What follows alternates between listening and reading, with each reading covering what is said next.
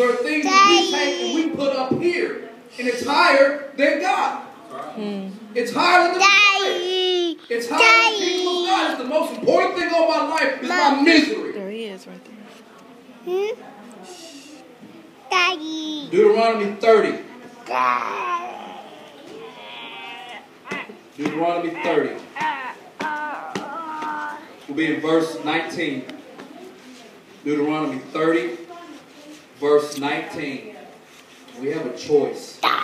Who do we want to serve? Deuteronomy 30, verse 19. I call heaven and earth to record this day against you, that I have set before you life and death, blessing and cursing. Therefore choose life, that both thou and thy seed may live, that thou mayest love the Lord thy God, that thou mayest obey his voice, that thou mayest cleave unto him, for he is thy life, and the length of thy days, that thou mayest dwell in the land which the Lord sware unto thy fathers, to Abraham, to Isaac, and to Jacob, to give them.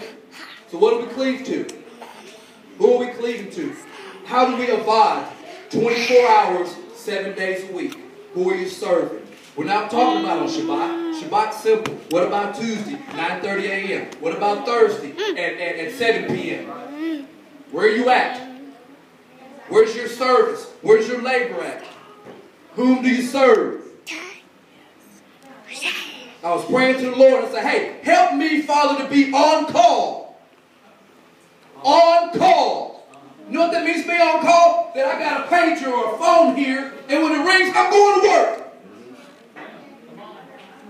Desire to be on call for him. All times. Genesis chapter 12. Let's go back to Genesis chapter 12.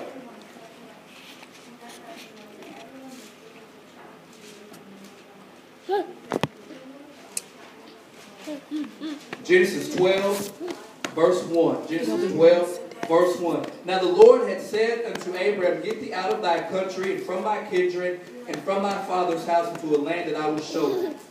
The father said, go. And we scroll to verse 4. So Abraham departed. Avad. He made his choice of who he was going to serve. Did he see the Lord? Genesis 12, 1 through 6. He only heard the voice. So how many of us hear the voice of our Father? Do we act? Verse 7. And the Lord appeared. He heard. He left. Then he saw. He heard. Then he left. Then he saw. So he didn't see him. It's one thing if the Father or Messiah wants to appear and it scares the heebie-jeebies out of you. You're jumping up. There, ain't you? Yeah, I'll do it. What you want me to do? How fast you want me to do it? But when you hear, how many times have you heard him and you rejected him? So at that point in time, who did you serve? Who are you worshiping? At that second right there.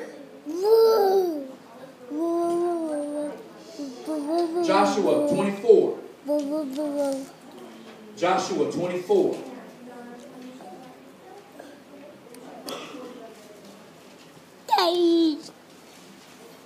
Joshua 24,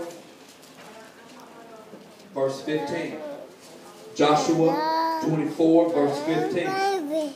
And if it seem evil unto you to serve the Lord, choose you this day whom you will serve, whether the gods which your fathers served that are on the other side of the flood, or the gods of the Amorites in whose land you dwell.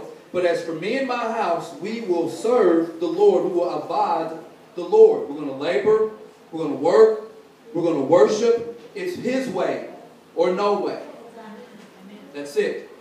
There's no other alternatives. And us being under the blood of Messiah, which is such a privilege, as we get to a little bit later, is such a privilege and an honor, and there's power.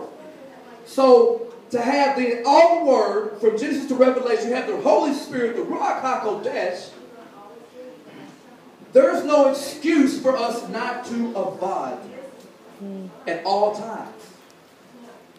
No excuses. Exodus 24. Exodus 24. Now I didn't tell you guys the name of the word for today is preparing for the Lamb. preparing for the Lamb. I just jumped right in it. My former boss, coach I worked for, he would say, yeah, we're going to jump into it and get hip deep. So we're going to jump in the Word and get hip deep today. We ain't going to worry about drowning because He's life. You're not going to drown because He's life. It's His Word. Exodus 24, verse 3. And Moses came and told the people all the words of the Lord and all the judgments, and all the people answered with one voice and said, all of the words which the Lord has said we will do. And Moses wrote all the words of the Lord and rose up early in the morning and built an altar under the hill and 12 pillars according to the 12 tribes of Israel. And he sent young men of the children of Israel, which offered burnt offerings and sacrificed peace offerings of oxen to the Lord. And Moses took half of the blood and put it in a basin, and half of the blood he sprinkled on the altar.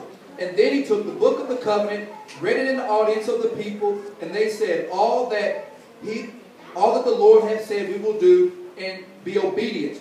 And Moses took the blood and sprinkled it on the people and said, behold the blood of the covenant, which the Lord hath made with you concerning all these words. So, since we are a seed of this comment that they made, is in we're a generational seed, physical or spiritual. Either way, you're in there. You're done. Your goose is cooked. So you have no choice but to what? Abide. You have no choice but to serve. You don't have an option.